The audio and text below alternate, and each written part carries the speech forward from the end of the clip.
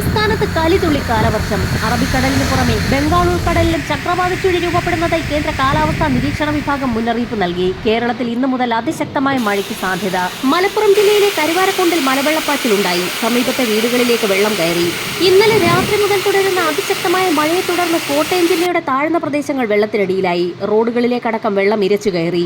മലപ്പുറത്ത് ഒലിപ്പുഴ കരകവിഞ്ഞൊഴുകിയതിനെ തുടർന്ന് ചിറക്കൽ ഭാഗത്തെ വീടുകളിലേക്ക് വെള്ളം ഇരച്ചു കയറി.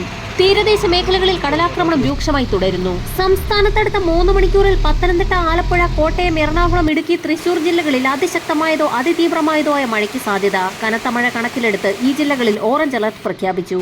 ഇടിമിന്നലോടുകൂടി ശക്തമായ മഴയ്ക്ക് പുറമെ മണിക്കൂറിൽ 60 കിലോമീറ്റർ വരെ വേഗതയിൽ വീശിയടിച്ചേക്കാവുന്ന ശക്തമായ കാറ്റിനും സാധ്യതയുള്ളതിനാൽ പൊതുജനങ്ങൾ ജാഗ്രത പാലിക്കണമെന്ന് ദേശീയ ദുരന്ത നിവാരണ അതോറിറ്റി മുന്നറിയിപ്പ് നൽകി. കനത്ത മഴയെ തുടർന്ന് മീനച്ചിലാറ്റിൽ ജലനിരപ്പ് ക്രമാതീതമായി ഉയരുന്ന സാഹചര്യത്തിൽ തീരദേശവാസികൾ അതീവ ജാഗ്രത പുലർത്തണമെന്ന് ജില്ലാ ഭരണകൂടം മുന്നറിയിപ്പ് നൽകി. തീക്കോയിൽ ശക്തമായ മണ്ണിടിച്ചിലിനെ തുടർന്ന് വീട് തകർന്നു. അതിരപ്പള്ളി മലക്കപ്പാറ റൂട്ടിൽ റോഡിൽ വെള്ളക്കെട്ട് രൂപപ്പെട്ടിട്ടുണ്ട്. മേഖലയിലെ വിനോദസഞ്ചാര കേന്ദ്രങ്ങൾ ഇന്ന് അടച്ചിടും. തമിഴ്നാട് തീരത്തോട് ചേർന്നും തെക്ക് കിഴക്കൻ അറബിക്കടലിലും രൂപപ്പെട്ട അന്തരീക്ഷ ചുഴികളെ തുടർന്നാണ് കേരളത്തിൽ മഴ ശക്തമാകുന്നത്. കിഴക്കൻ മേഖലകളിൽ ഒറ്റപ്പെട്ട പ്രദേശങ്ങളിൽ അതിശക്തമായ മഴ ലഭിച്ചേക്കും. തിരുവനന്തപുരം, കൊല്ലം, പത്തനംതിട്ട, ആലപ്പുഴ, കോട്ടയം, ഇടുക്കി, എറണാകുളം, തൃശൂർ, പാലക്കാട്, മലപ്പുറം ജില്ലകളിൽ ചൊവ്വാഴ്ചയും, ഇടുക്കി, എറണാകുളം, തൃശൂർ, പാലക്കാട്, മലപ്പുറം, കോഴിക്കോട് ജില്ലകളിൽ ബുധനാഴ്ചയും കേന്ദ്ര കാലാവസ്ഥാ നിരീക്ഷണ വിഭാഗം അതിശക്തമായ മഴ മുന്നറിയിപ്പ് നൽകി.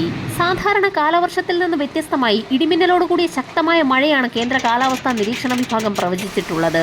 തിരുവനന്തപുരം, കൊല്ലം, ആലപ്പുഴ ജില്ലകളുടെ തീരദേശ മേഖലകളിൽ അതീവ ജാഗ്രത പ്രഖ്യാപിച്ചു. കള്ളക്കടൽ പ്രതിഭാസത്തിന്റെ ഭാഗമായി തിരുവനന്തപുരം കാപ്പിൽ മുതൽ പൊഴിയൂർ വരെയും, കൊല്ലം ആലപ്പാട് മുതൽ ഇടവ വരെയും, ആലപ്പുഴ ചെല്ലാനം മുതൽ അഴീക്കൽ ജെട്ടി വരെയും ജില്ലകളിലെ തീരങ്ങളിൽ 1.5 മുതൽ 1.8 മീറ്റർ വരെ ഉയർന്ന തിരമാലകൾ കാരണം കടലാക്രമണത്തിന് സാധ്യതയുണ്ടെന്ന് ദേശീയ സമുദ്രസ്ഥിതി പഠന ഗവേഷണ കേന്ദ്രം മുന്നറിയിപ്പ് നൽകി.